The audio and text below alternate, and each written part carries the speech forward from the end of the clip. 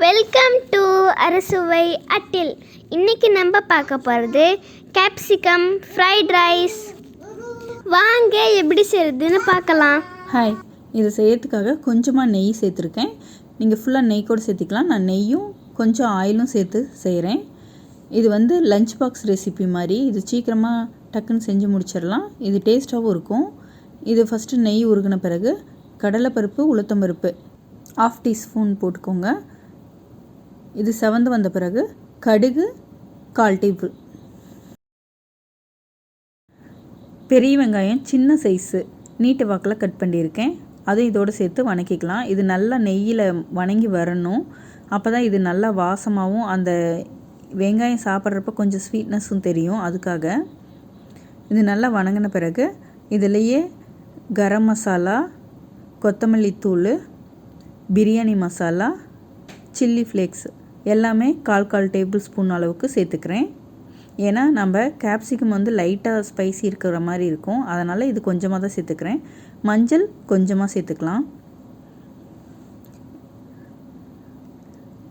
இது நல்லா வணங்கி வந்த பிறகு லைட்டாக உப்பு, அதாவது கேப்சிகத்துக்கு தகுந்த மாதிரி மட்டும் போட்டுக்கலாம். சாப்பாடு போட்ட பிறகு அதுக்கு தகுந்த உப்பு போட்டுக்கலாம்.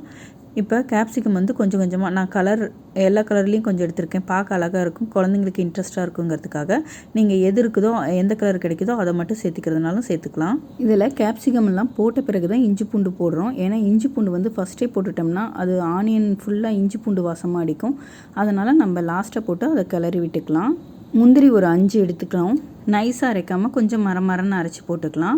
இது போடுறப்ப ஃபுட்டு அந்த டேஸ்ட்டும் நல்லாயிருக்கும், ஃப்ளேவரும் நல்லாயிருக்கும். காரம் கொஞ்சம் கம்மியாக தெரியும். அதுக்காக இதையும் சேர்த்து போட்டுக்கிறோம். இதில் சாப்பாடு நல்லா ஆறின பிறகு இதை போட்டு நல்லா கிளறி விட்டுக்கலாம்.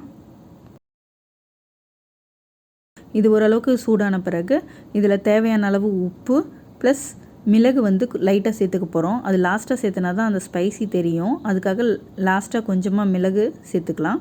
சேர்த்து இதையும் நல்லா கிளறி விட்டுக்கலாம். இந்த மாதிரி கொஞ்சம் டிஃப்ரெண்ட்டாக செய்கிறப்ப குழந்தைங்க இந்த மாதிரி சாப்பாடெல்லாம் விரும்பி சாப்பிடுவாங்க. பாருங்கள், சூப்பரான கேப்சிகம் ஃப்ரைட் ரைஸ் ரெடி ஆகிடுச்சு. வீட்டில் எந்த வெஜிடபிள்ஸும் இல்லைன்னா இந்த கேப்சிகம் மட்டும் இருக்குதுன்னா இந்த மாதிரி ஃப்ரைட் ரைஸ் டக்குன்னு செஞ்சு முடிச்சிடலாம். இந்த ஃப்ரைட் ரைஸை நம்ம சீக்கிரமாக செஞ்சிடலாம்.